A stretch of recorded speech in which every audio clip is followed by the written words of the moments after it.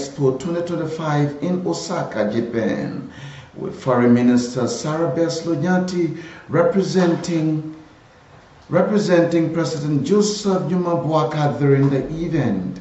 Liberia's presence at the Expo not only showcased its rich cultural heritage, but also reaffirmed Africa's oldest nation's commitment to sustainable development and international cooperation. Through this platform, Liberia engaged with governments, investors, and innovators from around the world, seeking lasting partnerships to drive its national development agenda. The event was marked by strong national representation, joined by Senate Chair on Security and Intelligence, the ECOWAS Ambassador to Liberia, the Liberia Business Association, the National Investment Commission, and the National Oil Company of Liberia, the Chairman of the Board of Directors of the Liberia Tourism Authority, Presidential Envoy on Tourism Ambassador Christopher Hayes Onanuka, and Liberia's Ambassador to Japan, as well as international partners, the Japanese government, and global guests.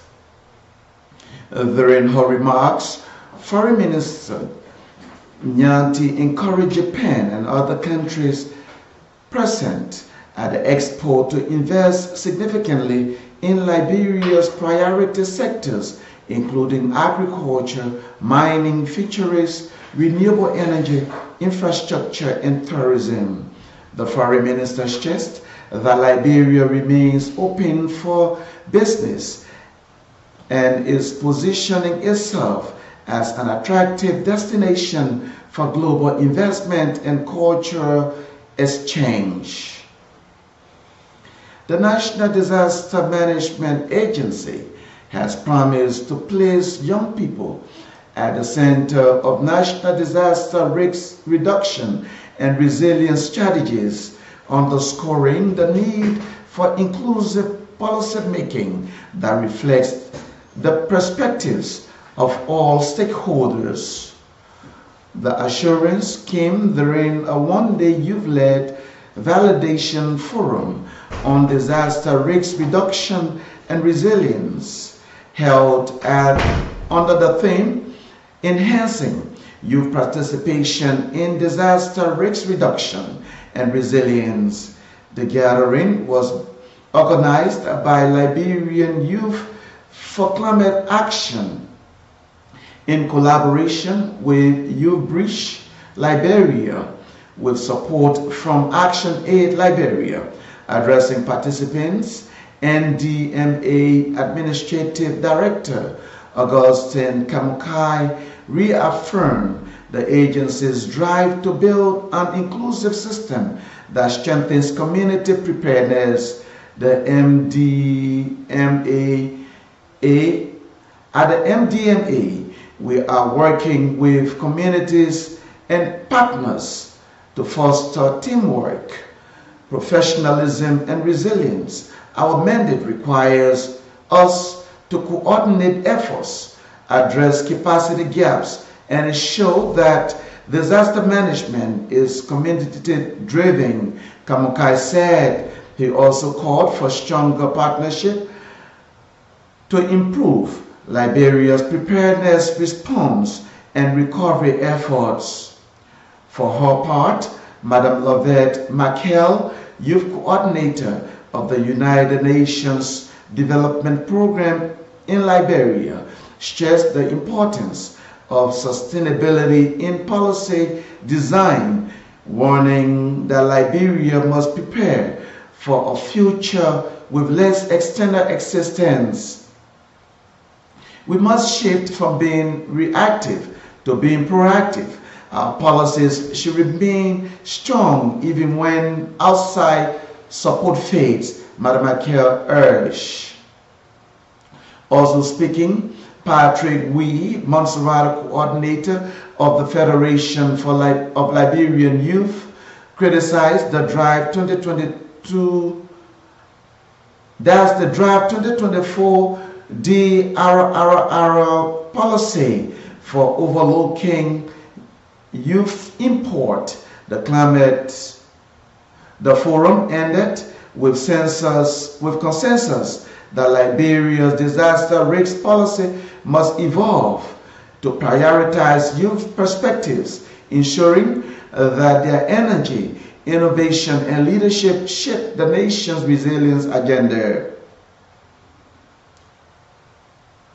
The Chief of Operations at the Liberia Drug Enforcement Agency, Ibrahim Okaipan, has vehemently denied that he is the voice heard in an audio that has gone viral on various social media platforms that linked him to an alleged protection of drug dealers. It can be recalled that social media went busy when a voice went viral in which Ibrahim Penn is heard instructing a junior LDEA agent to unconditionally release drug users and dealers, including his own daughter.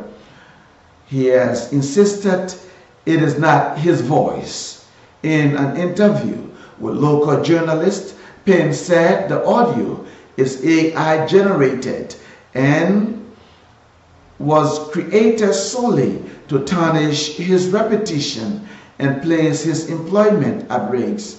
The Liberia Drug Enforcement Agency, established to combat drug trafficking and enforce narcotics laws, has faced public scrutiny in the past over allegations of corruption and operational lapses. This latest controversy comes at a time when Liberia continues to grapple with rising drug-related issues affecting many communities. Authorities from LDEA and the Ministry of Justice have not yet issued an official statement, but civil society groups are now calling for an independent investigation to verify the authenticity of the recording and ensure accountability. Representative Nyaf Flomo of Nimba County Electoral District Number 2 has publicly condemned a growing push among the colleagues to amend Article 2.2 of the Local Government Act of 2018. Representative Flomo labeled the move by the House of Representatives as premature and a direct threat to Liberia's decentralization and demarcation progress. The lawmaker articulated his position in formal communication addressed to the 55th legislature, urging his fellow lawmakers to uphold the existing law rather than undermine it before it has been fully realized.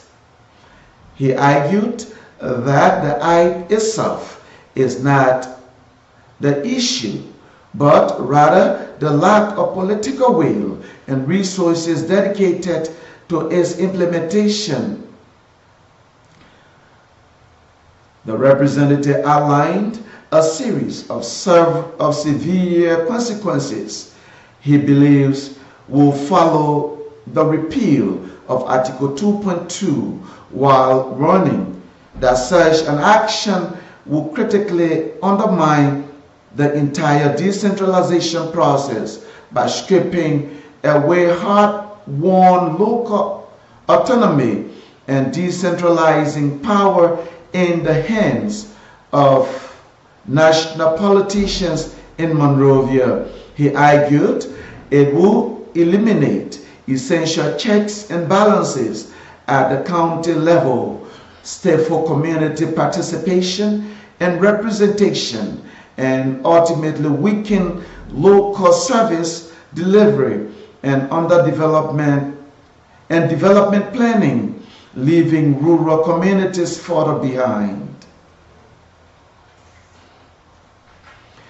The entire country is witnessing what seems to be an increasing political rift between Nimba County Senator Samuel Koga and Vice President Jeremiah Cohn, as the two leaders appear to be clashing over power and control in Nimba County. Senator Koga broke his silence in an interview, accusing Vice President Cohn of ignoring his advice and making decisions affecting the county without consultation. Koga argued that as the sitting senator, he should have greater authority in county matters, including recommendations for presidential appointments. Political pundits believe the rift could be possibly linked to Koga's interest in contesting the presidency in 2029, putting him on a combative path with Vice President Cohn. Jeremiah Cohn is Liberia's vice president and a longtime Nimba politician. He previously served as representative and later as senator, and is known as a strong ally of influential former Senator Prince Johnson. Samuel Koga is the current senator of Nimba County, who has earned for himself a reputation for being outspoken and is seen by many as one of the few politicians willing to challenge Cohn's dominance in Nimba County. Information Minister Jerry Lee McPherson has dismissed criticism from political leader of the Liberia's People's Party, Councillor Tiawon Gongolo, who has described Minister Pia's function as legalized thievery. Councillor Gongolo had also questioned President Joseph Numa Boaka's priorities at the World Expo 2025 in Osaka, Japan. The former Solicitor General argues that the Information Ministry should educate Liberians referencing the 1970s Minister Dr. Edward Kesseley's popular campaigns like the soil is a bank and grow more food. But in response to the criticism, Minister Pia described Councillor Gongolo's criticism as politically motivated due to his unsuccessful campaign during the 2023 presidential election. For a former minister to suggest the president should have paused the TECA 9 and meet a U.S. congressman confuses me, Pia said. Meanwhile, Minister Pia has responded to widespread news tying the government to the involvement of the eviction and demolition of the opposition Coalition for Democratic Change at the former headquarters in Congo Town. Speaking at the Ministry of Information, Cultural Affairs and Tourism regular press briefing on Tuesday, August 26, 2025, Minister Pia highlighted that the eviction was ordered by the court growing out of a petition by the owner of the property. According to Minister Pia, Chapter 44.7 of the Civil Procedural Law of Liberia states that the government must provide protection for the process of land situation. The political rivalry in Nimba County seems to have taken a new twist as the opposition Coalition for Democratic Change, CDC, appears to be throwing its weight behind Senator Samuel Koga against Vice President Jeremiah Kuhn, Arvin Wiese, CDC Vice Chairman for Political Education, has declared that if Senator Koga chooses to contest as Vice President alongside former President George Weah in the 2029 elections, the CDC will rally its support behind him. Wiese also launched a scathing attack on Vice President Kuhn, questioning his legitimacy as a true son of Nimba. He accused Kuhn of abandoning the people of Nimba, failing as a traditionalist, and deceiving key political stakeholders, including deceased Senators Prince Johnson. Kuhn is not a real son of Nimba County. He is not a traditionalist. He has failed our people. Koga, you can be vice president. You deserve it. We will support you. Do not allow Kuhn to fool you again, Wiese said. K News at 2, Emmanuel George. Good afternoon.